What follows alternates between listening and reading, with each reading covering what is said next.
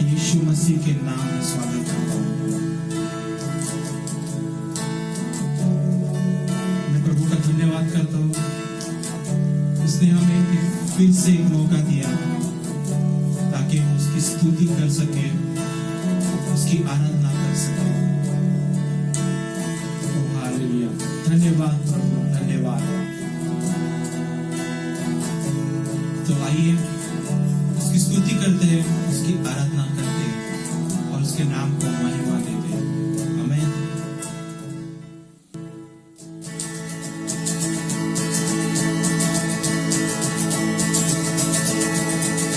धन्यवाद यीशु,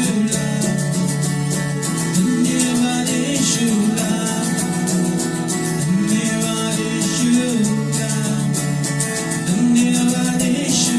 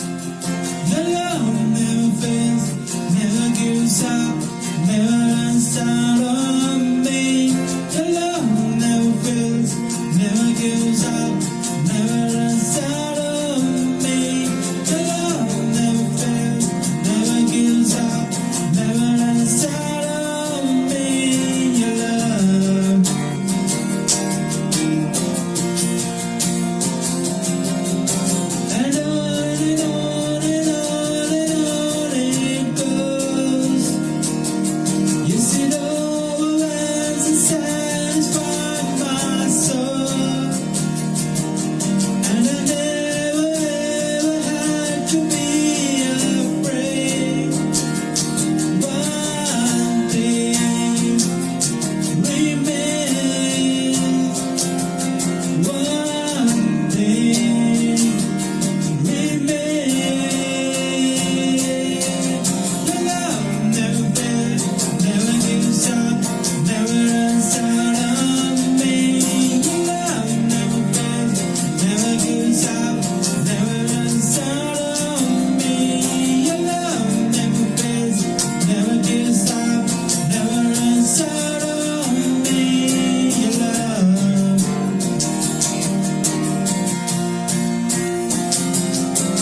In death and life, I'm confident to go by the power of your great love.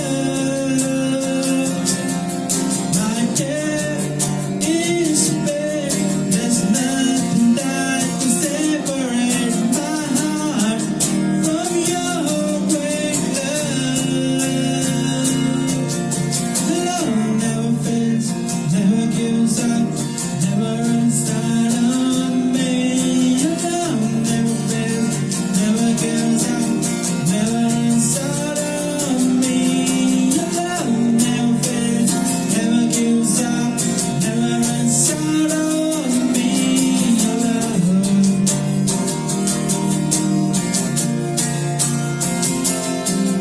In death and life, I'm confident to go by the power of your great love.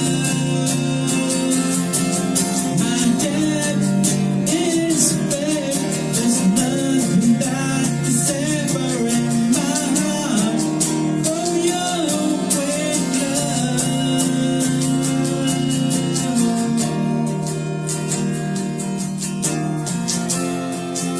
Oh, your love never fails. Oh, your love never fails.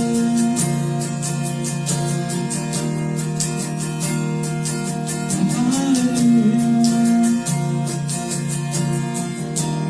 Teरा प्यार महान है।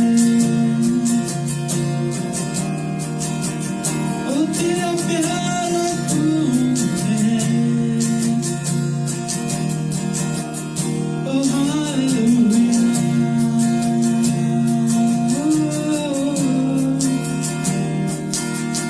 धन्यवाद प्रभु।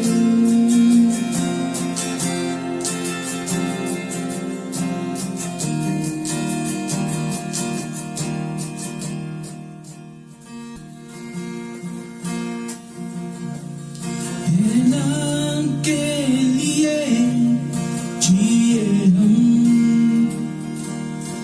तेरे नाम के लिए जिए हम, तेरे नाम के लिए जिए हम, तेरे नाम के लिए जिए हम। तू बड़े मैं घटूं, मेरे जीवन से महिमा तुझे मिले। तू बड़े मैं घटूं, मेरे जीवन से महिमा तुझे मिले। यीशु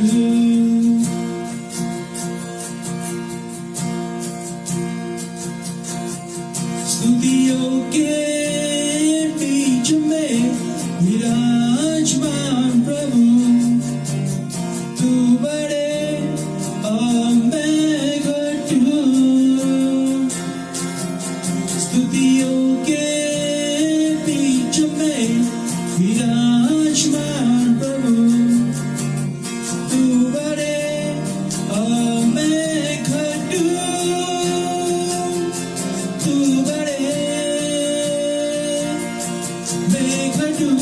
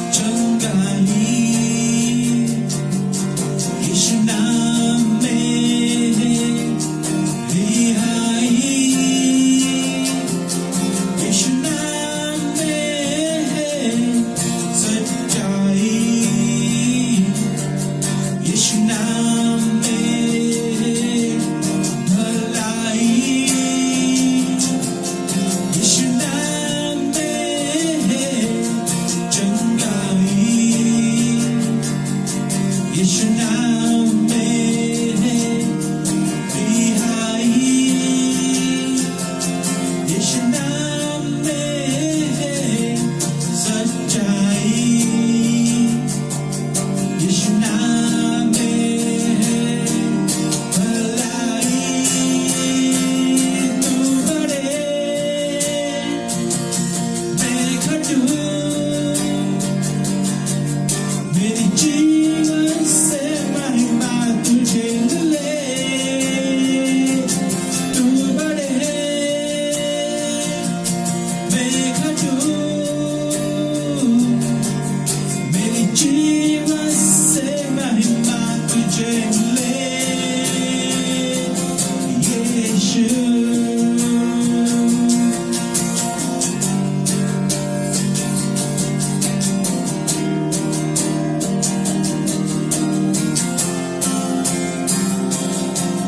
तू मेरा है, मैं तेरा हूँ।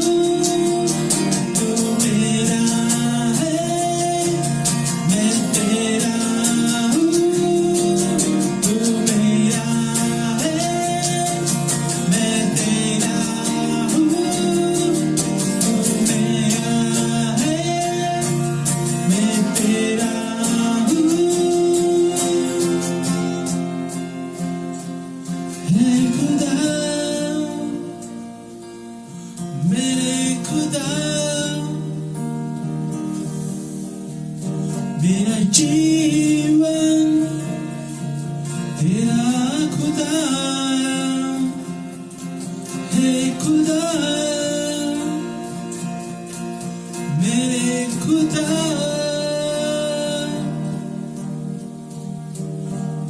मेरा जीवन तेरा खुदा।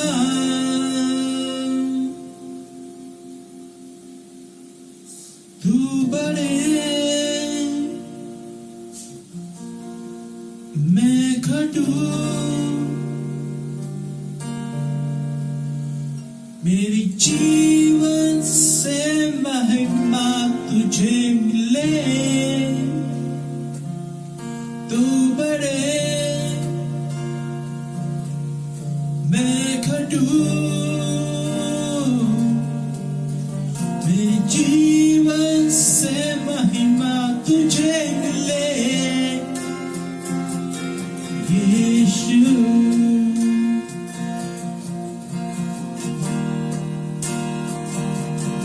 यीशु ओ तुझको महिमा मिले। यीशु सारे आदर के योग्य, सारी महिमा के योग्य, सर्वश्रेष्ठ नाम है। ओ हालेलुया, तेरा नाम सबसे ऊंचा है।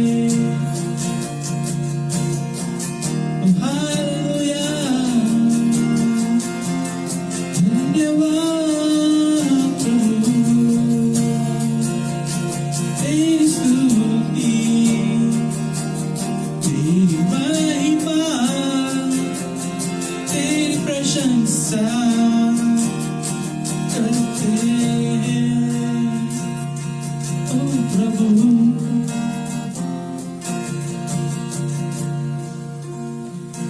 Hallelujah, thank you Lord Jesus. धन्यवाद प्रभु, तूने हमें संभाला प्रभु, हमें सुरक्षित रखा प्रभु। इसके लिए प्रभु तेरा कोटि कोटि धन्यवाद करते हैं। तू राजाओं का राजा है प्रभु, प्रभुओं का प्रभु है। तू चंगाई देने वाला है, तू छुटकारा देने वाला प्रभु है। Oh hallelujah, thank you Lord Jesus for everything.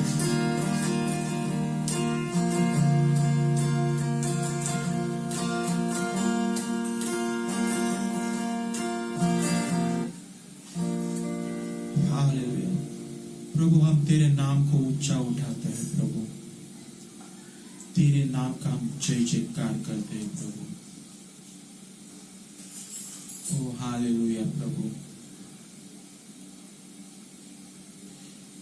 We glorify your name, O Lord. Thank you, Lord Jesus, for everything, O Lord. Oh, hallelujah. Thank you, Lord. धन्यवाद प्रभु, धन्यवाद प्रभु हमारे इस जीवन के लिए प्रभु। धन्यवाद प्रभु, तूने हमें हमारी सारी जरूरतें तूने पूरी की प्रभु। इसके लिए प्रभु तेरे धन्यवाद करते हैं प्रभु। O Lord Jesus, thank you Lord. धन्यवाद प्रभु। इस सारी प्रार्थना प्रभु यीशु मसीह के नाम से करता हूँ, सुन ले पिता, आमीन। Praise the Lord, church. Let us prepare for the bread and cup. Let us read from the scriptures of Matthew chapter 26, verse 26 to 28. While they were eating, Jesus took bread, and when he had given thanks, he broke it and gave it to his disciples, saying, "Take and eat. This is my body." Then he took the cup, and when he gave thanks, he gave it to them, saying, "Drink from it, all of you. This is my blood of the new covenant, which is poured out for many for the forgiveness of sins." Let us pray. Heavenly Father, we come before your throne of grace, asking you to bless this bread and cup. We ask you to examine our hearts, O Lord, today and remove anything that is not pleasing to you. As we take this bread, we remember the stripes that you had bore on the cross for us, and we pray that our bodies be healed from all sicknesses and protect us from this pandemic. And in the same way, we take this cup, which reminds us of the blood you had shed on the cross for our sins. We pray that your blood cleanse our bodies, mind, and soul, and make us worthy of you. We make this prayer in the mighty name of our Lord and Savior Jesus Christ. Amen. Church, let us pray for tithes and offering. Loving Heavenly Father, we praise you. We give glory, honor to you. Thank you for this lovely day you have given us and brings once again in your presence to worship you. Lord, you have touched our hearts and did wonders in our life. We can always trust in you. You are a God of abundance, and out of your great mercy, you have blessed us with good jobs and businesses. We bring forth our tithes and offering, bless it and multiply it to use for the extension of your kingdom. May it be a great blessing for many. We make this prayer in your name, O Lord Jesus Christ. Amen. Praise the Lord, church. This is Thomas from UAE, Dubai, and I would like to testify the goodness of God. My wife had a very bad headache, and whenever she used to get this headache, she used to cry like she couldn't do anything. She's all alone there with my 3 kids over there. And whenever this headache used to come, she cannot work anyway, she cannot do anything. She has to just sit and cry like. So when she told me, I said, okay, we will try to look out for a doctor. And this was going on for a very long time in her life, like the pain in the head. So I thought like everything is related to her head, like she used to get headache, migraine, then vertigo, all these things were there. So we took an appointment with the neurosurgeon, the neurologist. We got an appointment, and when we got an appointment, I felt of asking her like, what is it that is in your heart or mind that's worrying you? Because I had a sense like somewhere she is thinking something. And she told me, Thomas, if something happens to me, what will happen about our kids? What will happen about our children? That very moment I told her one thing, Joan, if God is for us, who can be against us? I said, this is the lie of the enemy, the devil that is putting in your head. He is manipulating things in your head. And I know for sure God has blessed you and nothing is wrong with you. But yes, we will show the doctor. She went to the doctor checked her and all like, and he said, okay, for such a severe headache, I would advise you to go for an MRI. So MRI was told to do, and okay, we all agreed about it. She went for a MRI. The day the MRI, that was last Friday, she went for a MRI, and when she went before she could go for the MRI, morning I finished my personal prayer and I called her and I prayed with her. I spoke blessing over her. I said, you are healed and there is no sickness. And I declare the favor of God over her life. I declare no weapon formed against the enemy shall ever prosper against me or against my family. And I told her कि your reports are all going to be normal. She went to the doctor, she had a MRI, and while we were waiting for the report of the MRI, we were thanking and praising God, because I knew, I have that strong faith in my God that my God will never leave me nor forsake me, though I am going through this situation. Evening when the report came, it was a normal report. I give glory and praise to God for this wonderful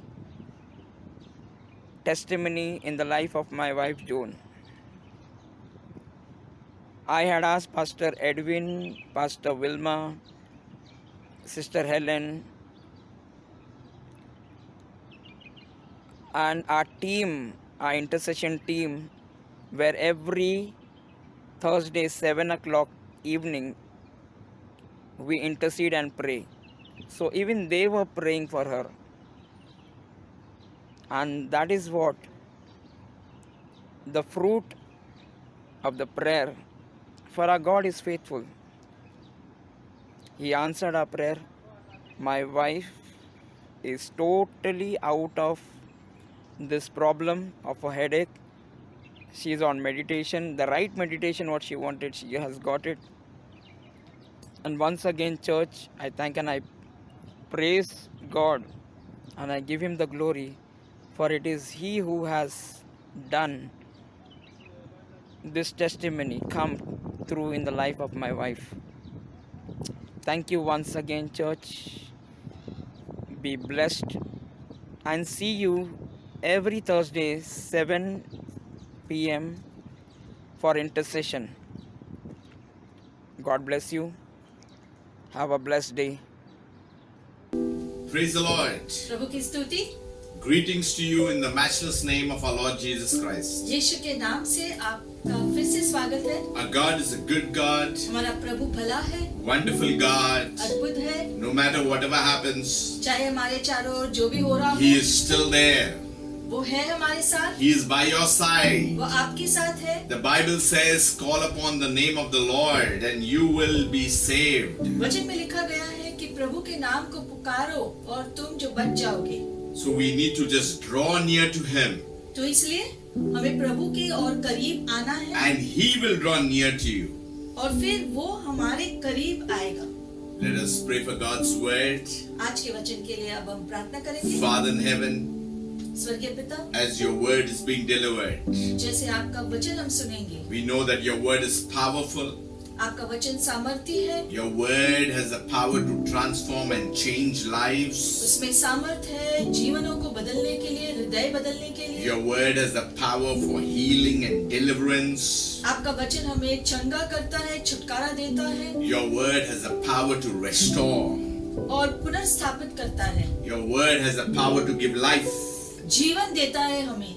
And Father, we ask you to anoint your word this day. और हम प्रार्थना करते हैं पिता, आज के इस वचन को आप आशीषित करो हमारे लिए। As your word goes forth, Lord, may it bear fruit.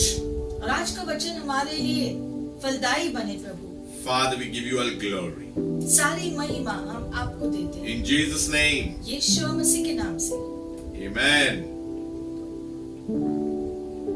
Today's message is the restoration of kingdom atmosphere. आज का शीर्षक है राज्य के वातावरण को पुनर्स्थापित करना। What it means to be restored पुनर्स्थापित करने का मतलब क्या है and why should we struggle in getting restoration? और पुनर्स्थापित होने की प्रक्रिया में हम क्यों संघर्ष करते हैं? The promise of God to every child, to every citizen is restoration. परमेश्वर ने अपने हर बच्चे को वादा दिया है पुनर्स्थापित होने का, Refreshing is your portion. और इसलिए ताजगी से भरना तुम्हारे लिए प्रभु ने ठहराया। To be revived is God's plan for us. फिर से उठ खड़े होना ये प्रभु ने योजना बनाई है हमारे लिए। To be renewed is God's will for us. फिर से नया हो जाना ये प्रभु की इच्छा है हमारे लिए। If you go to Joel chapter 2 verse 23 onwards, Joel की पुस्तक हम खोलेंगे, दूसरा अध्याय और 22वां वचन। it says, "Be glad then, you children of Zion." लिखा है, हे सियोन के लोगों, तुम अपने परमेश्वर यहोवा के कारण मगन हो। If you're sad today, be glad. God's word is speaking to you.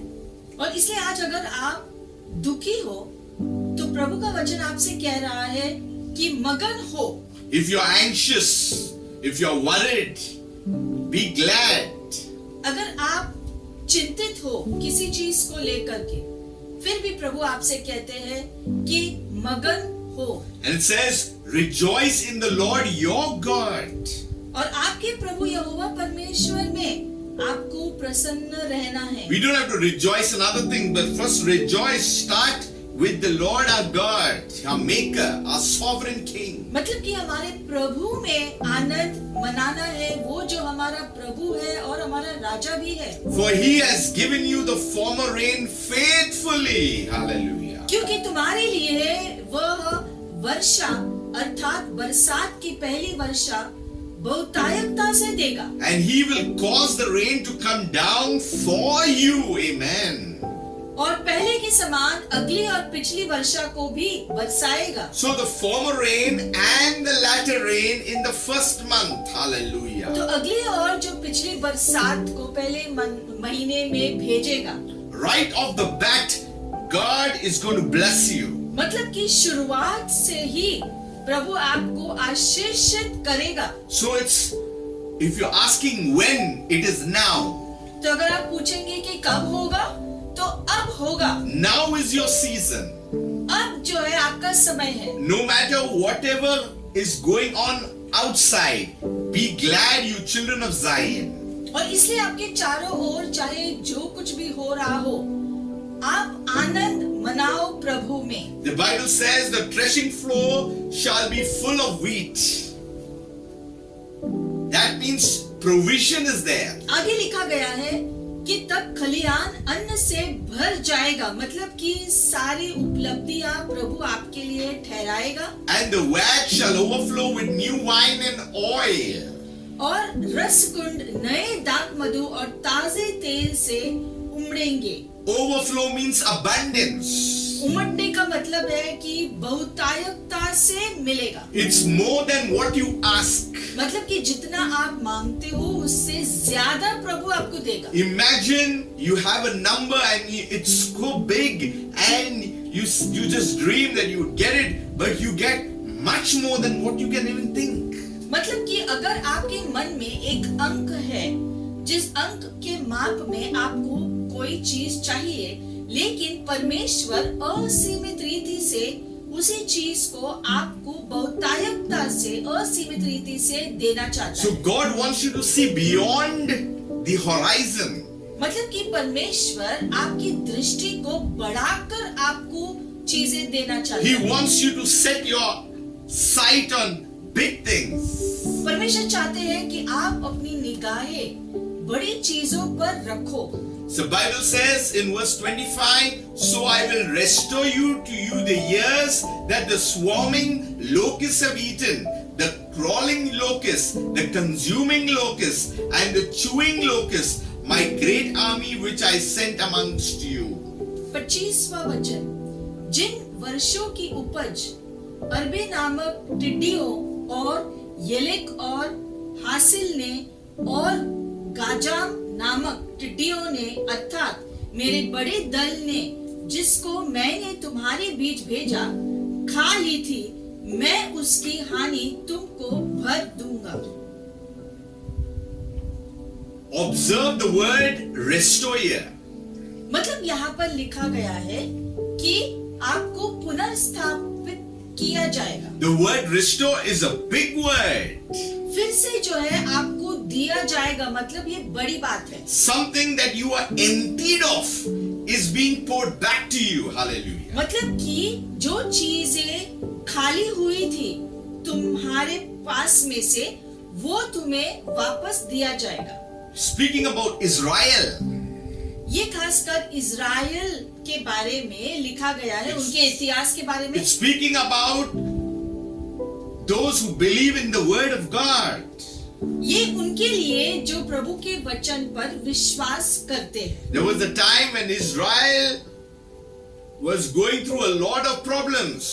They had enemies on all sides. एक समय था जब इज़राइल का प्रदेश बहुत सारी समस्याओं से जो गुजर रहा था, क्योंकि उनके चारों ओर उनके शत्रु उनको घेरे हुए थे। Till today, Israel is facing tests, trials, persecution, all things, but yet Israel is there because of God, Jehovah. आज भी हम देखते हैं इज़राइल का प्रदेश चारों ओर से जो है आजू बाजू के देशों में से जो है परेशानी झेल रहा है, लेकिन फिर भी परमेश्वर ने उनको अभी तक संभाले हुए रखा है, सुरक्षित रखा है, क्योंकि इज़राइल का प्रदेश परमेश्वर का चुना हुआ देश था। God says that He will never leave Israel, His people. और परमेश्वर ने वादा किया है कि वो इज़राइल के प्रदेश को और उसके लोगों को, उसके अपने लोगों को कभी नहीं अकेला छोड़ेंगे। And that was a promise to Abraham. और ये वादा परमेश्वर ने इब्राहिम को भी दिया। And God always is the keeper of the promise. और परमेश्वर अपने वादों का पक्का है। Even though the people may have forgotten, God will never forget what He says. चाहे लोग अपने वादों को भूले या न भूले, लेकिन परमेश्वर अपने वादों को कभी नहीं भूलता। So year by year, different kind of locusts in different forms were coming out and eating up the things of Israel. तो यहाँ पर जिस प्रकार से लिखा गया है कि अलग अलग जो समय में अलग अलग टिड्डियां आकर उनको जो है खा जाते थे, उनकी चीजों को खा जाते थे और जो नाश करते थे, लेकिन प्रभु अब कहता है कि वो सब कुछ तुम्हें मैं लौटाऊंगा। That's why He says, "Be glad, children of Zion, rejoice in the Lord." और इसलिए वो कहता है कि सारी चीजें तुम्हें फिर से दिया जाएगा, इसलिए अब तुम आनंद मनाओ। The year, the season of restoration has come. Amen. क्योंकि पुनर्स्थापना का जो समय अब आ चुका है तुम्हारे लिए। The season you were waiting for has arrived. और जिस समय के लिए तुम इंतजार कर रहे थे, अब वो आ चुका है। Restoration has become a part of your lives. मतलब कि पुनर्स्थापना अब जो है तुम्हारे जीवन का हिस्सा हो गया। When God says, "I will restore to you the years," that means He's adding something that has been lost. He's putting it back in a stroke. और जब परमेश्वर कहते हैं कि सारी चीजें मैं तुम्हें वापस दे दूंगा, तुम्हें पुनर्स्थापित कर दूंगा, मतलब कि सारी बातें जो है एक ही जो है झटके में प्रभु सब कुछ आपको दे देगा आपके हाथों में। He says, "You shall eat in plenty." और इसलिए वो कहता है कि आप बहुतायता से आपको जो है खाना खाने मिलेगा। You shall be satisfied. और तुम संतुष्ट भी होंगे। And you will praise the name of the Lord our God. और अपने परमेश्वर यहोवा के नाम की स्तुति करोगे। And He says that my people shall never be put to shame. और आगे लिखा है कि मेरी प्रजा का आशा फिर कभी न टूटेगी। The beauty of God's word, He will never allow the citizens to be put to shame. और प्रभु की भलाई ये है, उसकी सुंदरता ये है कि वो अपने लोगों को कभी भी शर्मिंदगी का सामना करने नहीं देता। Whatever God does, He does it for His name's sake. और जो भी प्रभु करता है उसके नाम के महिमा के लिए करता है। That's why God be given all glory and honor. और इसलिए प्रभु को हम सारे महिमा और स्तुति देते रहते हैं। This is what a testimony does. और यही हमारी गवाही करती है। And every testimony will bring another miracle into your life. और हर बार जब हम गवाही देते हैं तो आगे आने वाले चमत्कार तो हमारे पास ले आता है। And every miracle should burst out into another testimony. और फिर जब वो चमत्कार वापस हो जाता है हमारे जीवन में तो फिर एक बार हम गवाही देते हैं। So the more you testify, the more you open the chances for miracles. और इस प्रकार से जितना हम गवाही देते हैं उतना जो चमत्कार और ज्यादा होने के लिए हम दरवाजे खोलते हैं। You are just showing off of God's best that worked in your life of recent. क्योंकि जब हम गवाही देते हैं तब हम घोषणा करते हैं कि परमेश्वर ने मेरे जीवन में ये किया है और उसको महिमा देते हैं जो प्रभु को प्रसन्न करता है। You know the word restore in Hebrew is shalom. ये पुनर्स्थापना के लिए जो शब्द है वो है शलाम। यूनानी शब्द का ये जो है अर्थ, And it really means to be in the covenant of peace. इसका मतलब है कि शांति के वाचा में होना। So when God is restoring, there is a peace covenant being made. यानी कि जब परमेश्वर पुनर्स्थापित करते हैं तो एक शांति का वाचा वो बांधता है हमारे साथ। So the word peace in Hebrew is shalom. और हम जानते हैं कि शांति के लिए यूनानी शब्द है shalom. So one is shalom and one is shalom. यानी कि जो है यूनानी दो शब्द यहाँ पर है, शांति यानी कि शालोम हम कहते हैं और यहाँ पर दूसरा शब्द है शलाम। So within the restoration is the shalom of the Lord, the peace of God. तो परमेश्वर की पुनर्स्थापना में जो है हम देखते हैं कि परमेश्वर की शांति जुड़ी हुई है। That means you will be at rest. यानी कि आपको आराम मिलेगा प्रभु की ओर से। You will be under the favor of God. प्रभु की कृपा तुम्हारे ऊपर आएगी। You will be under the banner of His love. उसके प्रेम के कवच के नीचे आप आओगे। You will be under His mighty righteous right hand. और उसके धर्मी हाथ के नीचे आप आओगे। Restore shalom means to be repaid. और शलाम का पुनर्स्थापना का मतलब है कि आपको वापस मिल जाएगा। It will be recompense.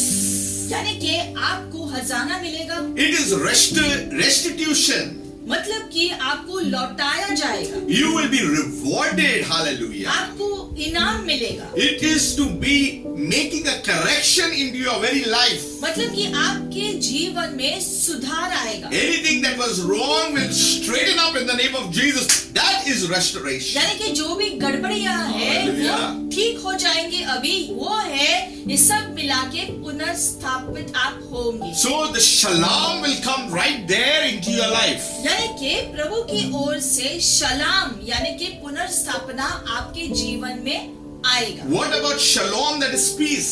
तो फिर प्रभु की शांति यानी कि शालोम का क्या फिर? It means the completeness. मतलब कि प्रभु की परिपूर्णता यानी कि shalom. It means the welfare. यानी कि परमेश्वर की ओर से भलाई। You would be taken care of. मतलब कि प्रभु आपको संभालेगा। You would be provided for. उपलब्धियां प्रभु भेजेगा। There would be safety. आपकी सुरक्षा होगी। There would be health. आपके लिए अच्छा स्वास्थ्य There आएगा। would be prosperity. संपन्नता आएगी। There would be contentment. संतुष्टि आपको मिलेगा। So all this is there. ये सारी बातें उसमें शामिल है। Yet we, instead of being glad, we are saddened. ये सारे आशीषें पाने के बाद भी हम जो इन वादों को पाने के बाद भी हम दुखी क्यों रहते हैं? हमें आनंदित हमेशा रहना है। But today that's going to change. आज वो परिस्थिति बदलेगी। We are going to trust in the word of God.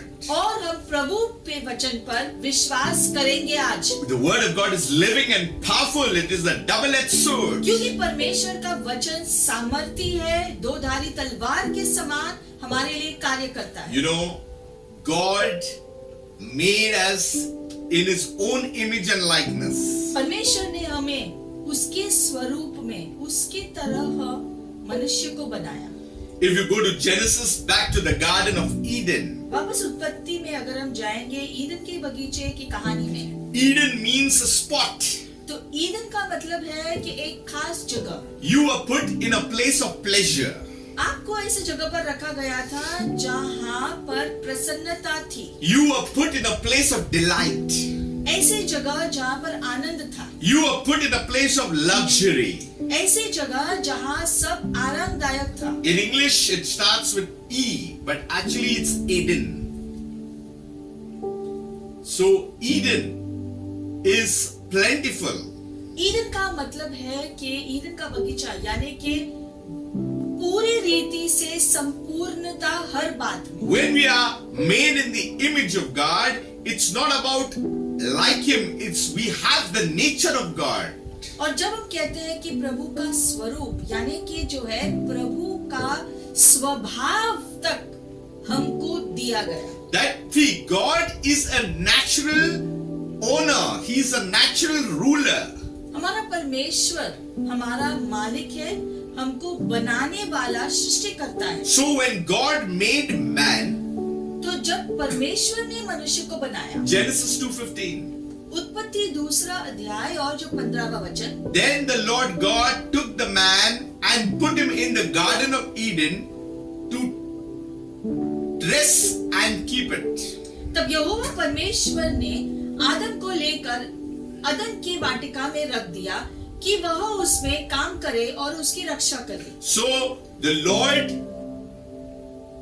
took man and put him in Eden, put him in the atmosphere, put him in the environment. परमेश्वर ने जब मनुष्य को बनाया तो परमेश्वर ने मनुष्य को ईदन के वाटिका में डाला जो प्रभु ने उसके लिए खास बनाया था। And there were two things that he was put in for. और उस वाटिका में 2 चीजें थी। One is to dress, आदम को 2 बातें करनी थी वहां पर। एक तो वहां पर काम करना था। not clothing. Dress means to work. आदम को वाटिका में प्रभु ने डाला और उसको कहा कि उसे वहां काम करना है ईदन के वाटिका के अंदर। To keep means to guard. और उसकी सुरक्षा भी उसे करनी है। So two things. The kingly anointing was there. तो The 2 rulership बातें, anointing. यानी कि वहां पर काम करके उसकी सुरक्षा भी करना, क्योंकि वो पूरी वाटिका जो है उसके हाथों में प्रभु ने दे दिया। एक राजा के समान उसे वहां रखा। That's why you are made kings and priests unto him. और इसलिए वचन कहता है कि परमेश्वर ने हमें राजा और याजक के समान चुना है। That's why he is the King of kings and Lord of lords. इसलिए जब हम यीशु के बारे में कहते हैं तो हम कहते हैं कि यीशु राजाओं का राजा है और प्रभुओं का प्रभु। So we are made kings to rule.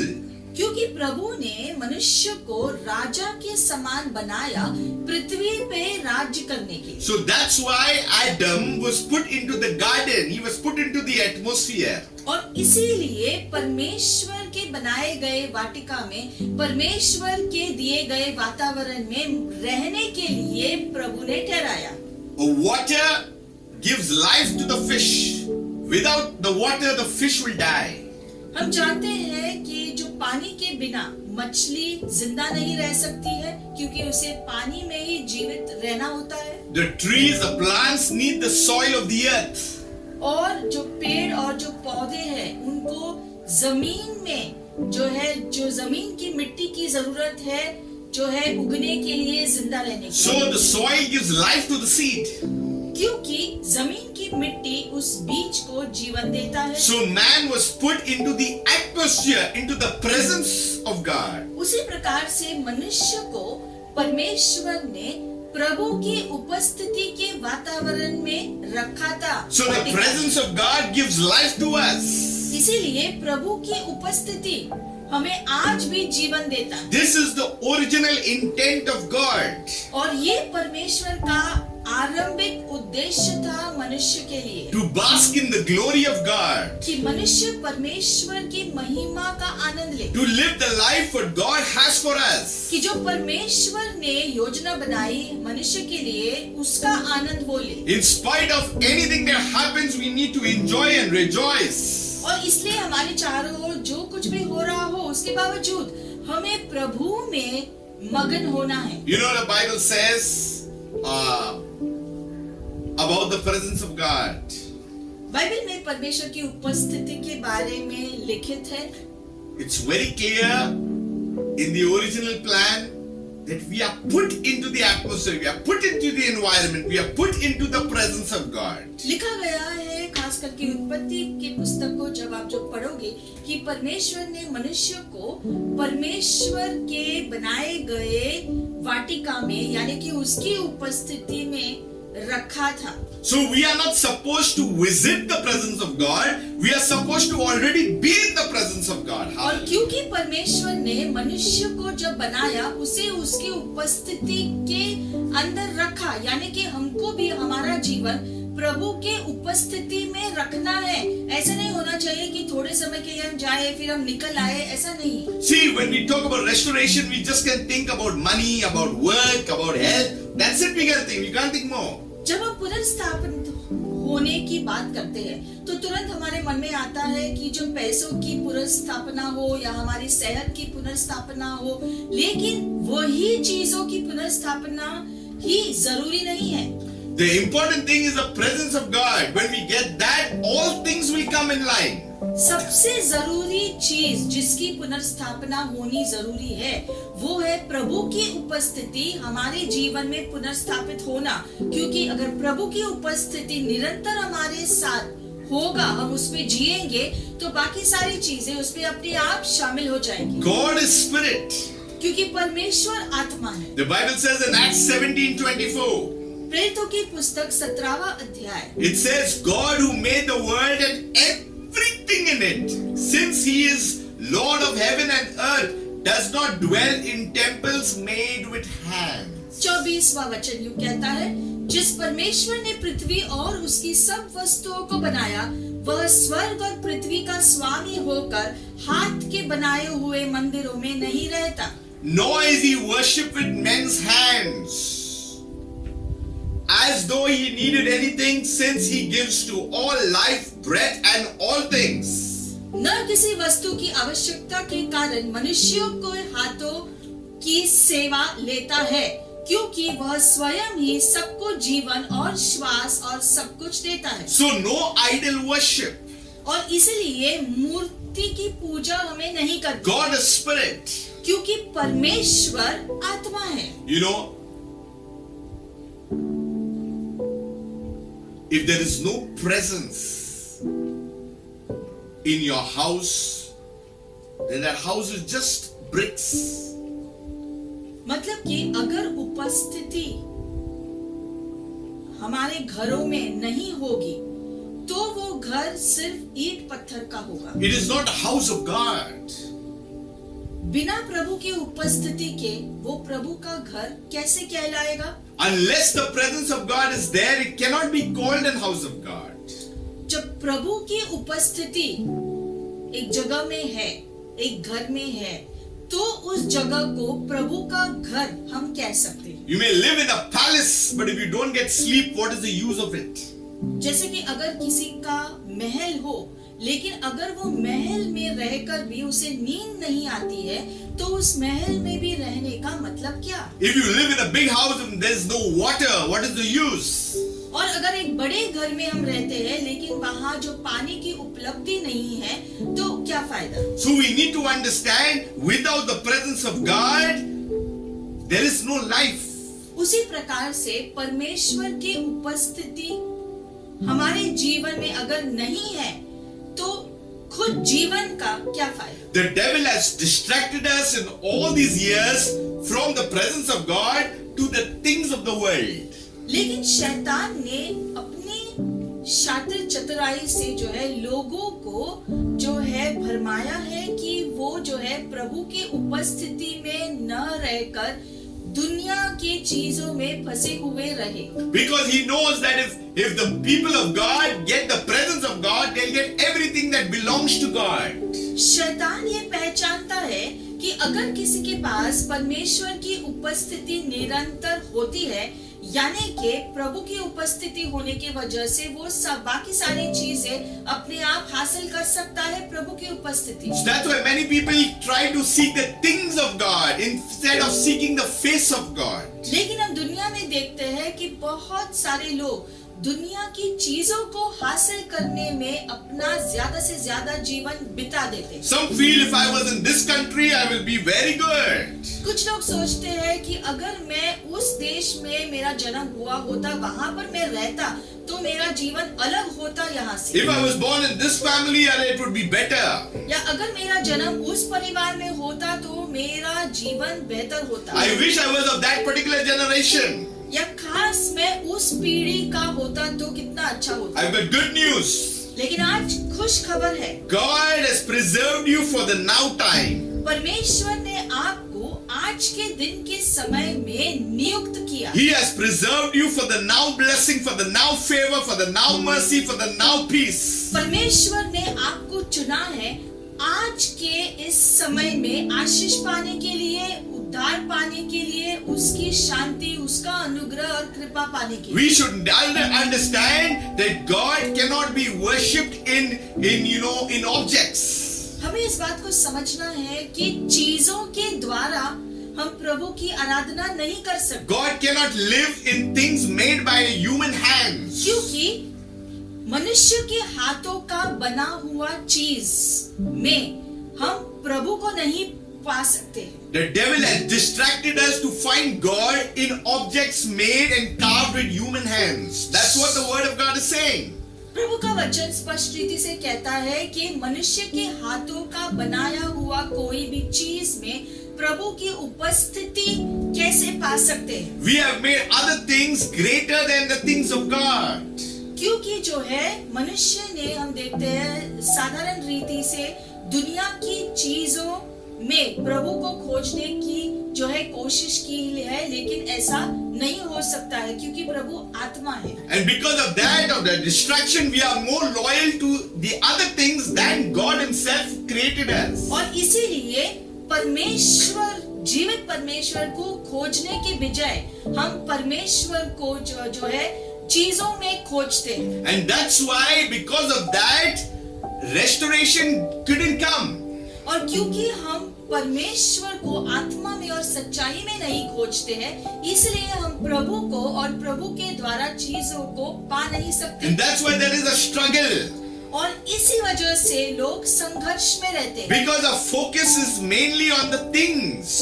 क्योंकि उनका ध्यान उन चीजों पर है, ना कि उनके बनाने वाले पर। On the corruptible things. हमारा ध्यान उन चीजों पर रहता है जो नाश होंगी एक दिन। So we are put in the atmosphere into the presence of God, which is incorruptible. लेकिन परमेश्वर के आरंभिक उद्देश्य से प्रभु ने मनुष्य को उसके उपस्थिति में रखा जो हमेशा के लिए स्थायी और अनंत होगा। We are born out of God. क्योंकि प्रभु ने हमें उसके अंदर में से हमको रचा है। And that's why God put us into an atmosphere that is Eden, that's an environment. और इसीलिए क्योंकि प्रभु ने हमें उसके अंदर में से बनाया है, इसलिए उसने उसके उपस्थिति के वातावरण में, ईदन के वाटिका में मनुष्य को रखा। That's why in the Lord's Prayer it says, Our Father who art in heaven, hallowed be thy name, thy kingdom come. और इसीलिए जब हम प्रभु की प्रार्थना में जो है हम कहते हैं कि परमेश्वर जो हमारे पिता है वो स्वर्गीय स्थानों में विराजमान है, प्रभु आपकी इच्छा धरती पर पूरी हो जैसे स्वर्ग में होती है। Because the kingdom of God carries the atmosphere, it carries the presence, it carries the culture. स्वर्ग का राज्य में जो है स्वर्गीय बातें शामिल है। So everything is carried into the kingdom of God. और स्वर्गीय वातावरण जब नीचे आता है तो स्वर्ग की सारी चीजें भी आती है। See, God brings the kingdom first, and then He puts man into it.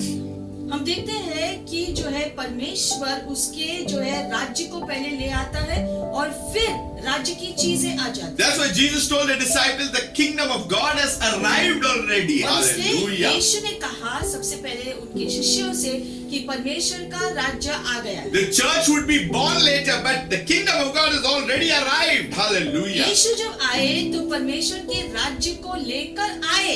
हाँ, कलीसिया का जन्म थोड़ी देर बाद हुआ। So we need to understand that God has already made provision for you before you landed on planet Earth. और इसीलिए आरंभ से ही परमेश्वर ने तुम्हारे लिए योजना बनाई है। तुम्हारे धरती पर जन्म लेने से पहले ही प्रभु ने योजना बनाई। So we need to understand that God's plan for you is the restoration of His presence, His atmosphere, the culture of heaven to you first. और इसीलिए सबसे उत्तम बात, सबसे जरूरी बात यह है कि परमेश्वर ने शुरुआत से ही ठहराया था कि आप परमेश्वर के उपस्थिति में अपना जीवन जियो, उसके स्वर्गीय राज्य के आनंद में अपना जीवन जियो। See, you know, when Moses was there on that mountain with the burning bush, जब मूसा उस पहाड़ के ऊपर चढ़ा था, जलती हुई झाड़ी का अनुभव वो उसने किया and he went further to try to investigate, to understand what it was. और जैसे वो करीब गया उस जलती हुई झाड़ी के पास, And the voice came that this is holy ground. उसने इसलिए किया क्योंकि वो प्रभु का और करीबी रीति से अनुभव करना चाहता था, लेकिन फिर प्रभु ने उसे रोक कर उसको याद दिलाया कि ये पवित्र जगह है। You have entered into a different atmosphere. Hallelujah.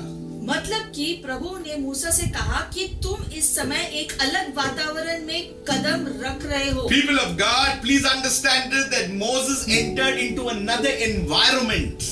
यानी कि पहाड़ के ऊपर मूसा जब वो जलती हुई झाड़ी के बहुत करीब गया था तो वो प्रभु की उपस्थिति में, साक्षात उपस्थिति में उसने कदम रखा था। And God says, what's in your hand? और फिर परमेश्वर ने मूसा से पूछा कि तुम्हारे हाथ में क्या है? And he says, a rod. और उसने कहा कि छड़ी है। And God says, throw it down. प्रभु ने कहा नीचे फेंक दो। And he threw it and it became into a snake. और उसने जब फेंक दिया तो वो एक जो सांप जो बन गया। And then he said, catch it by the tail. फिर प्रभु ने कहा उसे जो पीछ के हाथ से जो है उठा लो। And it turned into a rod.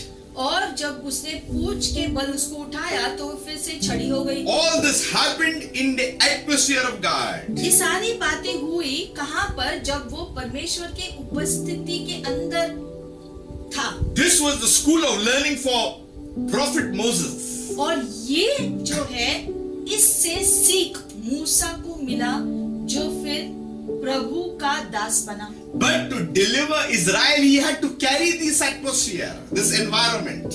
लेकिन इज़राइल प्रदेश को मिस्र देश से निकालने की पूरी प्रक्रिया में उसी छड़ी का इस्तेमाल मूसा ने किया। He had to carry the atmosphere, the presence of God along with him.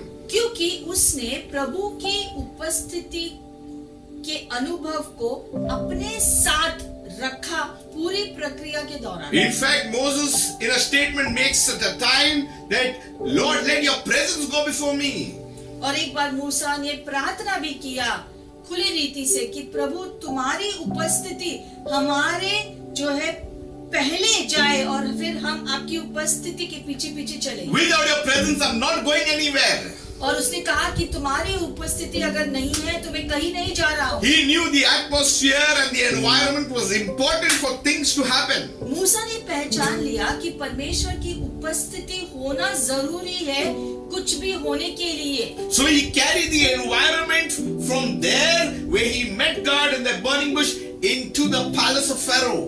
और इसीलिए वो अनुभव जो उसने पहाड़ पर परमेश्वर के साथ उसको मिला था वही परमेश्वर की उपस्थिति को लेकर के वो फैराओन के महल में गया था। That's why we don't go into the presence of God. We already must have the presence of God. Hallelujah. और इसलिए हमें प्रभु की उपस्थिति में सिर्फ जाकर आना नहीं है, लेकिन प्रभु की उपस्थिति में निरंतर रहना जरूरी है। We are not visitors in the presence of God. We are dwellers in the presence of God. क्योंकि हमें प्रभु के उपस्थिति में सिर्फ जो है जाकर वापस आना नहीं है, लेकिन उस प्रभु के उपस्थिति में अपना जीवन हर दम बिताना है। Adam was banished from the presence of God, banished from the Garden of Eden. Eden की वाटिका से, प्रभु की उपस्थिति के वातावरण में से आदम को निकाला गया था। पहले वो वहां रहता था, Because he sinned. वो पाप की वजह से वो निकाला गया। But something happened in restoration. लेकिन फिर पुनर्स्थापना में भी कुछ हुआ। God made a plan. परमेश्वर ने योजना बनाई। God is so good. I'll come to Matthew 12 प्रभु की भलाई हम देखेंगे मत्ती 12वां अध्याय in verse 10. 10वां वचन। This is a beautiful example. इसका उदाहरण है, And it says, Behold, there was a man who had a withered hand. वहाँ एक मनुष्य था जिसका हाथ सूखा हुआ था। I'm speaking to someone out there. ये वचन किसी से बात कर रहा है। And they asked him, saying, Is it lawful to heal on Sabbath, that they might accuse him? उन्होंने यीशु पर दोष लगाने के लिए उससे पूछा, क्या शब्द के दिन चंगा करना उचित है? Then he said to them, What man is there among you who has one sheep, and if it falls into a pit on the Sabbath, will not lay hold of it and lift it out? उसने उनसे कहा, तुम में ऐसा कौन है जिसकी एक ही भेड़ हो और वह शब्द के दिन गड्ढे में गिर जाए तो वह उसे पकड़कर न निकाले? Of how much more value then is a man than a sheep? Therefore it is lawful to do good on the Sabbath. भला मनुष्य का मूल्य भेड़ से कितना बढ़कर है, इसलिए शब्द के दिन भलाई करना उचित है। So they had their Sabbath and the holy day. तो उनका शब्द का पवित्र दिन था उस दिन, And they had their laws. और उनके जो है सारे जो आदेश थे उनके And pass. Jesus was explaining this to them और यीशु यहाँ उनको समझा रहे हैं, in practical, not theory, practical now. बहुत ही जो है जीवन के उदाहरण को लेकर के यीशु लोगों को वहाँ समझा रहे हैं। Because he had already a man that had a withered hand. क्योंकि लिखा गया है कि वहाँ एक मनुष्य था जिसका हाथ सूखा हुआ था। Then he said to the man, Stretch out your hand. And he stretched out, and it was restored as whole as the other, same. तब उसने उस मनुष्य से कहा, अपना हाथ बढ़ा।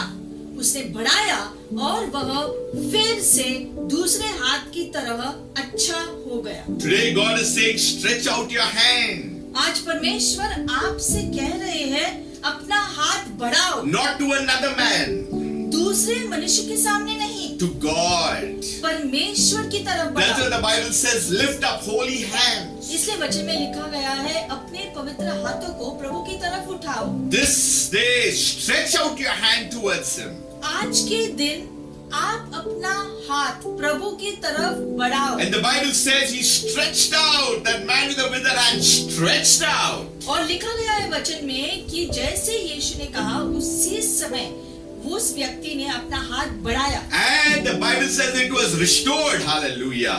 और लिखा गया है कि उसका हाथ पूरी रीति से चंगा हो गया दूसरे हाथ की तरह। It became the same as the other, same. मतलब कि दूसरा हाथ जो अच्छा था, चंगा था, ये सूखा हुआ हाथ इस अच्छे हाथ की तरह अच्छा हो गया। Restoration means coming back to the original. पुनर्स्थापना होना, इसका मतलब है आरंभिक स्थिति जिस प्रकार से थी फिर से होना। And you know the Pharisees got angry and they plotted against Him again. और फिर जो फरीसी लोगों को जो है गुस्सा आया और उन्होंने यीशु के विरोध में जो है योजनाएं बनाने की कोशिश की। We'll go to another important scripture in Matthew 17 verse 10. अब हम जाएंगे मत्ती 17वां अध्याय और 10वां वचन। And a disciple asked Him saying, Why then you do the scribes say that Elijah must come first? इस पर उसके चेलों ने उससे पूछा, फिर शास्त्री क्यों कहते हैं कि एलिय्याह का पहला आना अवश्य है? We all know about Elijah in the Old Testament. great prophet. हम एलाइजा के बारे में जानते हैं, वो पुरानी नियम का एक महत्वपूर्ण नबी था। He was taken by the chariot of fire. आग के रथ में एलाइजा को स्वर्ग ले जाया गया। And then the mantle fell and came upon Elisha, who had the double portion. और फिर जाते समय एलाइजा का जो वस्त्र गिरकर एलीशा के ऊपर जब गिरा, तब एलीशा ने जो है उस वस्त्र के द्वारा दुगना आशीष को पाया, दुगना अभिषेक पाया। You may be thinking, why I am sharing this out to you? तो आप सोचेंगे कि इसके बारे में मैं आपको क्यों बता रहा हूँ? Jesus answered and said to them, क्योंकि यीशु ने उनको इस रीति से उत्तर दिया। He says, indeed Elijah is coming first and will restore all things. उसने उत्तर दिया, एलिया अवश्य आएगा और सब कुछ सुधारेगा। But I say to you that Elijah has come already, and they did not know him, but did to him whatever they wished. Likewise, the Son of Man is about to suffer at their hands. परंतु मैं तुमसे कहता हूँ कि एलिया आ चुका है और लोगों ने उसे नहीं पहचाना, परंतु जैसा चाहा वैसा ही उसके साथ किया। इसी रीति से मनुष्य का पुत्र भी उसके हाथ से दुख उठाएगा। Then the disciples understood that he spoke to them of John the Baptist. तब चेलों ने समझा कि उसने हमसे यूहन्ना बपतिस्मा देने वाले के विषय में कहा है। So he says that Elijah has come. तो उसने कहा कि एलिया आ गया है। So what has Elijah got to do with John the Baptist? लेकिन एलिया का यूहन्ना बपतिस्मा देने वाले के साथ क्या रिश्ता है? You know, there is a comparison of life and the work of both Elijah and John the Baptist. Elia और यूहन्ना बपतिस्मा देने वाला दोनों के जीवन और उनके कामों की तुलना की गई है। Elijah was noted as being full of zeal of God. So was John the Baptist. Elijah और यूहन्ना बपतिस्मा देने वाला दोनों ही प्रभु के लिए जोशीले थे। Elijah boldly rebuked sin in high places. So did John the Baptist. दोनों ने ही जो है जो पाप को खुले आम डांटा जब भी उन्होंने देखा। Elijah called sinners to repentance. So did John the Baptist. दोनों ने ही जो पापियों को कहा कि वो पश्चाताप करे अपने पापों के लिए। Elijah attracted multitudes. So did John the Baptist. दोनों के जो है पीछे बहुत बड़ी भीड़ हमेशा उनके साथ होती थी। Elijah attracted the attention and the fury of the king and his wife. So did John the Baptist. और जो है दोनों ने ही जो है विरोध का सामना किया, राजा के विरोध। Elijah fled to the wilderness. John the Baptist lived there. Elijah निर्जन प्रदेश में भाग गया और यूहन्ना बपतिस्मा देने वाला तो निर्जन प्रदेश में ही रहता था। Elijah was living in a corrupt time, and John the Baptist was used to restore the failure of spiritual life. Elia जो है एक दुष्ट समय में रहता था, लेकिन यूहन्ना बपतिस्मा देने वाला का इस्तेमाल किया गया ताकि जो आत्मिक जीवन जो गिर गया था उसे फिर से स्थापित किया जाए। So what did Elijah do? Elijah, what it really means that he came as finishing the work through John the Baptist. Elia का आना का तुलना जो यूहन्ना बपतिस्मा के साथ किया गया है, इसलिए क्योंकि यूहन्ना बपतिस्मा देने के द्वारा जो है उसके जीवन और उसके काम के द्वारा पुनर्स्थापना का काम पूरा होने वाला था।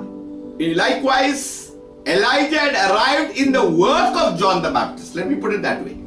और एलिया ने जिस प्रकार से जो है उसी काम में वो कार्यशील था जैसे कि यूहन्ना बपतिस्मा देने वाला।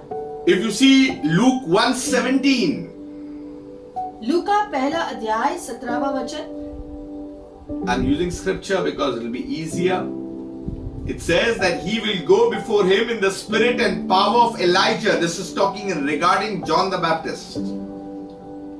लिखा गया है यहाँ पर, वह एलिया की आत्मा और सामर्थ में होकर उसके आगे आगे चलेगा कि पितरों का मन बाल बच्चों की ओर फिर दे। So John the Baptist would move in the power and the spirit of Elijah.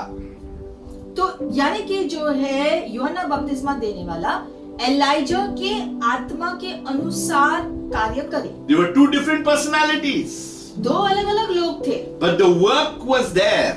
लेकिन दोनों का काम एक जैसा था। You understood what I'm saying? The restoration had come. अब आपको समझ में आया कि जो है पुनर्स्थापना का काम पूरा हुआ। That's why Matthew 17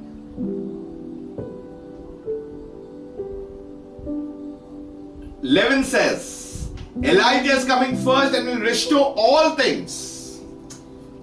मत्ती का 17वां अध्याय 11वां वचन यूं कहता है, उसने उत्तर दिया, एलिया अवश्य आएगा और सब कुछ सुधारेगा। That means restoration had already begun. मतलब कि एलिया के समय में पुनर्स्थापना की शुरुआत हो गई थी। So when John the Baptist came, the restorations began, it started. लेकिन जब यूहन्ना बपतिस्मा देने वाला आया, तब जो है उसकी प्रक्रिया बढ़ी। And when Jesus came and, you know, here John the Baptist says, this is the Lamb of God who takes away the sins of the world. That's where it took a right form. It was all planned out by God himself. और जब यूहन्ना बपतिस्मा देने वाले ने अपने शिष्यों से कहा यीशु के बारे में, ये कहकर कि वो जा रहा है प्रभु का मेमना जो सारी दुनिया के पापों को निकालने वाला है, या और जो आत्मा में बपतिस्मा देगा, ये यीशु के बारे में उसने कहा, ये बताकर कि पुनर्स्थापना का काम अब आ चुका है पूरा होने के लिए। So the atmosphere had come there. तो जो वातावरण था प्रभु की उपस्थिति का, वो खुद आ चुका था उनके बीच। Because John the Baptist was speaking about repentance. यूहन्ना बपतिस्मा देने वाले के संदेश में उसने लोगों को जो है प्रोत्साहन किया कि वो पापों का पश्चाताप करें। And Jesus started off his ministry by repent and believe, for the kingdom of God is at hand. और जब यीशु ने प्रचार शुरू किया, तब यीशु का प्रचार भी इसी प्रकार से शुरू हुआ कि पश्चाताप करो और विश्वास करो, क्योंकि प्रभु का राज्य आ चुका है। So he was actually restoring the atmosphere, the environment of God to the ones who believed in God. तो यीशु मसीह यूं कहकर परमेश्वर की उपस्थिति का वातावरण का पुनर्स्थापना लोगों के बीच में जो है उसका जो परिचय लोगों को दे रहा था कि प्रभु की उपस्थिति अब फिर से आपको मिल सकती है। In fact, John the Baptist, when I say about restoration, he came to prepare the way. यूहन्ना बपतिस्मा देने वाले के बारे में लिखा गया है कि यूहन्ना बपतिस्मा देने वाले को भेजा गया था यीशु मसीह के आने के लिए जो है रास्ता तैयार करने। The enemy may have not understood this, but this is what was God's divine plan. शायद शत्रु को इसका जो है जो समझ नहीं आया होगा, लेकिन ये परमेश्वर की योजना थी कि ऐसा हो। And even if the enemy understood it, he could not stop, because what God wanted to do, he would always do. और अगर शैतान को समझ में भी आया होगा तो भी वो प्रभु की योजना को रोक नहीं सकता है, क्योंकि जो परमेश्वर ठहराता है करने के लिए वो परमेश्वर जरूर करता है। That's why when you pray, you already actually have the presence of God. You are just talking to God and He is talking to you. और इसलिए जब आप प्रार्थना में जाते हो, जब आप प्रार्थना करते हो, तो उस समय जो है आप अपने आप को परमेश्वर की उपस्थिति में रखते हो। निरंतर आप वहां पर प्रभु से जो बात करते हो वो आपसे बात करते हैं, आप प्रभु की उपस्थिति में खुद को रखते हो। It's not that you go to pray and you go in the presence and you come out of the presence. It's not that way. We have to always be in the presence of God. और ऐसा नहीं होना चाहिए कि आप जो है प्रार्थना सिर्फ इसलिए जाओ कि वह प्रभु की उपस्थिति में जाओगे और प्रार्थना खत्म हो जाएगी तब प्रभु की उपस्थिति से बाहर आते हो। ये जो है नहीं होना चाहिए। आपको निरंतर प्रभु की उपस्थिति में रहना है। बस प्रार्थना के दौरान आप प्रभु से बात करते हो और वो आपसे बात करते हैं। It's not that Sunday service we go into the presence of God and come out. We have to be regularly. Sunday services when we are fellowshipping together, when we are worshiping together, when we are enjoying together. उसी प्रकार से जब आप रविवार की सभा में भाग लेते हो तो उस समय आप जो है सिर्फ उसी समय प्रभु की उपस्थिति में नहीं जाते हो। ये समय जो रविवार का सभा होता है, ये समय में सारे मसीही लोग जो प्रभु के बच्चे हैं वो आपस में जो है उनकी जो संगति होती है, आपस में वो जो बढ़ते हैं प्रभु के वचन में, जो है प्रभु की उपस्थिति में, तो वो होता है रविवार का सभा में। So restoration is things that the presence of God is coming back.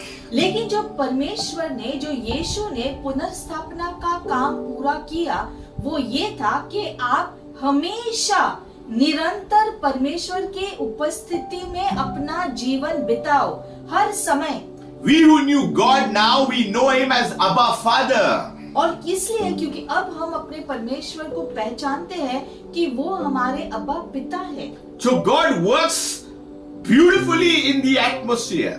तो परमेश्वर उसके उपस्थिति के वातावरण में अद्भुत कार्य करते हैं हमारे जीवन में। Even if you are working, you can be in the presence of God and singing songs and hymns and glorifying the name of God. और इसीलिए जब तुम काम भी कर रहे हो, तभी भी आप प्रभु के वातावरण में, प्रभु के उपस्थिति में जी सकते हो, जब जैसे आप काम भी जो करते हो, क्योंकि उस समय अभी आपका हृदय, आपका मन, आपकी आत्मा उस समय भी प्रभु के उपस्थिति में है, और इसलिए आपका हृदय गीत गाता है। Let God be in your thoughts.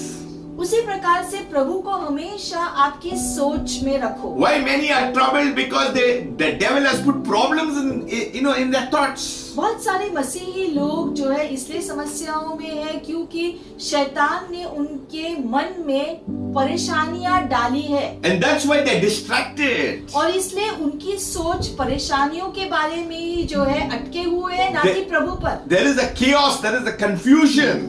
चारे गड़बड़ियों के वजह से जो है वो जो है उनका मन जो है अशांत है। But our God is not a God of confusion. He is of truth. लेकिन हमारा परमेश्वर गड़बड़ी करने वाला परमेश्वर नहीं है, वो सत्य का परमेश्वर है। Today I believe restoration is there for each one of us. आज मैं विश्वास करता हूँ कि पुनर्स्थापना का समय आपके लिए आ गया है। You got the indwelling of the Holy Spirit. आपके अंदर पवित्र आत्मा का निवास है। We have the power of the resurrected Lord. पुनरुत्थान हुए यीशु मसीह की उपस्थिति हमारे साथ है। And today we are going to pray और आज जैसे हम प्रार्थना करें that we will be in covenant with peace with God again. हम प्रार्थना करेंगे कि हम फिर से हमारा रिश्ता प्रभु के साथ शांति में जुट जाए। We will repent and reconcile once again through our Lord Jesus Christ. हम आज फिर एक बार पश्चाताप करेंगे और परमेश्वर यीशु मसीह के साथ फिर से जुट जाएंगे। We are going to be repaid back. प्रभु हमें फिर से चीजें वापस देगा। The blessings of God will be upon our lives. प्रभु हमें जो है उसकी आशीषें भेजेगा हमारे जीवन में। Don't look back. अब आपको पीछे की तरफ मुड़कर नहीं देखना। Face God and say, God, I'm before you. प्रभु की तरफ मुड़कर परमेश्वर को कहो कि प्रभु अब मैं आपके पास आया हूँ। Today is our chance. आज फिर एक बार प्रभु ने मौका दिया। We do not know about tomorrow.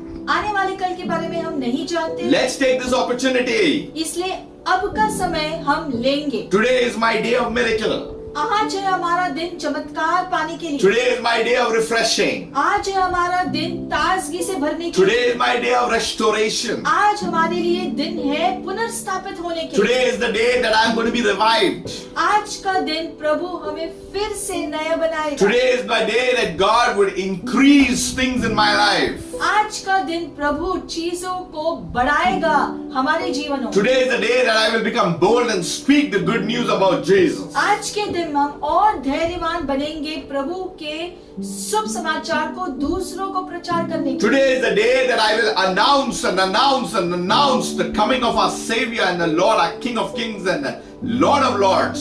आज ही के दिन हम तय करेंगे कि आज से ही हम प्रभु का प्रचार करते रहेंगे दूसरों के सामने कि यीशु मसीह प्रभुओं का प्रभु है, राजाओं का राजा है। So restoration of the heavenly atmosphere. तो इससे पुनर्स्थापना होगा स्वर्गीय वातावरण का हमारे जीवनों में। Some become, spiritual, pseudo spiritual, in certain, what do you say, certain places. कुछ लोग ज्यादा ही आत्मिक हो जाते हैं कुछ स्पष्ट चीजों को लेकर। We carry the presence of God all the time. ऐसा करना जरूरी नहीं है। हमको प्रभु की साक्षात उपस्थिति में खुद को हमेशा रखना है। Even in times of evil, we continue to carry the presence of God. We are children of the Most High God. और चाहे हमारे चारों ओर अगर चीजें गड़बड़ी में है, परेशानियां हैं, इसके बावजूद हम खुद को परमेश्वर के उपस्थिति में ही रखें। Today is the time to encounter Jesus. प्रभु ने आज फिर एक बार यीशु से मिलने का मौका दिया And है। Father God, we come before you. प्रार्थना करेंगे इस समय। पिता परमेश्वर, हम आपके सामने आते हैं। We look towards you, Lord. हमारा ध्यान आपके ऊपर रखते हैं इस समय। प्रभु। You planned restoration, Lord. आपने पुनर्स्थापित होने का योजना बनाया, Because man sinned and fell short of your glory, Lord. क्योंकि मनुष्य गिर गया और आपके महिमा से दूर हो गया। Lord, but today, Lord, you gave us a chance, an opportunity. उसी योजना में आज फिर एक बार आपने हमें मौका दिया है। You preserved us, Lord, to enjoy the things of every heavenly blessing.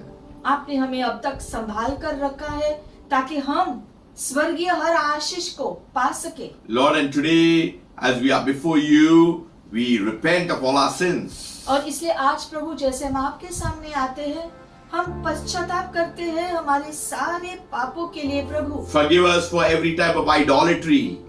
हर प्रकार का मूर्ति पूजा करने के लिए प्रभु हमें क्षमा कर दो। Forgive us, Lord, for keeping other things before you. दुनिया की चीजों को हमारे जीवन में ज्यादा महत्व दे हमने जो दिया है उसके लिए हम पश्चाताप करते हैं। Forgive us, Lord, if we have grieved or quenched your Holy Spirit. अगर हमने आपको और पवित्र आत्मा को किसी भी प्रकार से दुखित किया है तो हम क्षमा मांगते हैं प्रभु। Father, we just thank you, Lord, for touching our lives. हम धन्यवाद करते हैं प्रभु कि आज फिर एक बार आप हमारे जीवन को छू रहे हैं। If you are new for the first time, it is Jesus who came to restore all things. अगर आप प्रभु में नए हो तो ये जान लो कि यीशु मसीह आए पृथ्वी पर सारी चीजों को फिर से स्थापित करने के लिए जो स्वर्गीय चीजें हैं। Father God, touch the hearts of your people. प्रभु, हर व्यक्ति को आप स्पर्श करो प्रभु। You speak to them, Lord. हर एक से आप बात करो प्रभु। May they continue to enjoy, Lord, the presence of your Spirit, Lord. और हर एक व्यक्ति आपके आत्मा के द्वारा आपकी उपस्थिति का आनंद ले हमेशा। May they enjoy heavenly atmosphere at all times.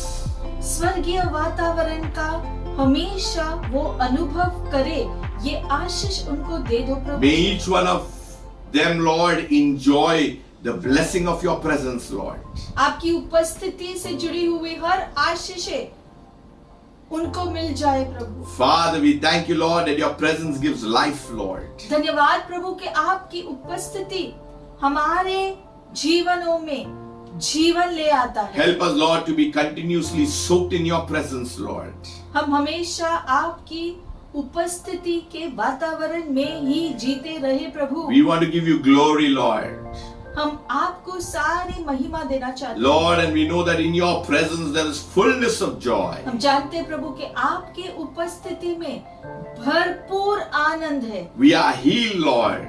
हम चंगे हो जाते हैं। Lord, we thank you for your new strength. We thank you for your new refreshing in our lives. इस नए बल और ताजगी को लाने के लिए धन्यवाद प्रभु। We give you glory. हम आपको सारी महिमा We देते give हैं। you all the honor. We give you all the praise, Lord. आपका आदर करते हैं और आपकी स्तुति करते हैं प्रभु। We thank you for this great plan, Lord, that you have, Lord.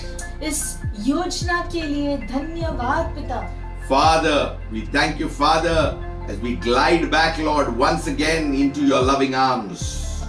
हमें आशीषित करो प्रभु, जैसे हम फिर से आपके साथ जुड़ जाते हैं। Thank you for your comforting touch, Lord. सांत्वना देने के लिए प्रभु हम धन्यवाद करते हैं। And Father, we thank you that today also, Lord, you are touching many, Lord. इस समय आप बहुतों को स्पर्श कर रहे हैं इस समय, इसके लिए धन्यवाद And Prabhu. many who do not know you, Lord, you are still touching, Lord. Your plan is out there, Lord. We know it. और जो आपको नहीं जानते हैं उनके जीवन के प्रति भी आप आपका स्पर्श भेजोगे, ये हम जानते हैं प्रभु। आपकी दया कृपा के द्वारा उसके लिए भी धन्यवाद जो आप करने वाले हैं। We thank you for the Israel, Lord. We thank you for the body of Christ, the church, Lord. Israel के प्रदेश के लिए हम धन्यवाद करते हैं प्रभु, और कलीसिया के लिए भी हम धन्यवाद करते हैं प्रभु। We know, Lord, that you make all things beautiful in your time. हम जानते हैं कि आपके सही समय पर आप सारी चीजें कराते हो। Help us, Lord, in enduring, Lord, in all hardships. चाहे परिस्थिति जो भी हो प्रभु, हमें हमेशा आनंदित रहने के लिए हमारी सहायता करो So Prabhu, that we will continue and be overcomers, Lord. ताकि हम आपके आनंद में निरंतर रहकर विजयी जीवन जी पाए। May you be given all glory, honor, and praise. और उसके लिए सारी महिमा, आदर और स्तुति आपके नाम की हो प्रभु। In Jesus' name. यीशु मसीह के नाम से पिता हम प्रार्थना करते God हैं। bless you. प्रभु आपको आशीषित करे। Get into the atmosphere of God. प्रभु के उपस्थिति के वातावरण में रहो। Enjoy the atmosphere of God at all times. हर क्षण उसकी उपस्थिति में ही जियो। The atmosphere of God is the climate of God. क्योंकि परमेश्वर का उपस्थिति का वातावरण उसके ओर से जो है, चारों तरफ उसके उपस्थिति का आशीष लाता है। That's where the provision and the protection is. सारी उपलब्धियां, सुरक्षा उसमें शामिल है। Everything is there. सारी चीजें उसमें शामिल है। That's why man was put into the Garden of Eden. इसीलिए मनुष्य को ईदन के वाटिका में परमेश्वर ने डाला, जब परमेश्वर ने मनुष्य को बनाया। God bless you. आप आशीषित रहो Have a wonderful week ahead. और एक आशीषित अद्भुत हफ्ता आने वाला आपका हो। May God bless you. प्रभु आपको आशीषित करे। May you be fruitful. आप फलदायी बनो, May you multiply. बहुगुना हो जाओ। May there be increase in your life. आपके जीवन में बढ़ोतरी May आए। you always prosper and move ahead. आप आगे बढ़ो और संपन्न हो जाओ अपने जीवन में। And may the things of what God has for you be restored completely in Jesus' और name. जो परमेश्वर ने आपके लिए ठहराया है, उसकी योजना के अनुसार पूरी रीति से पुनर्स्थापना आपका हो जाए। Remember the Hebrew word shalom, that is restore. इब्रानी जो है शब्द जो है शलाम, यानी के पुनर्स्थापना, याद रखना, जो आपके जीवन में आ चुका है। And shalom, that is peace. और शालोम आपको, यानी कि प्रभु की शांति। So for now, shalom and shalom to you. तो अब के लिए शालोम और शलाम दोनों आशीष तुम्हारे लिए। Until we meet next time. और हम फिर से मिलेंगे।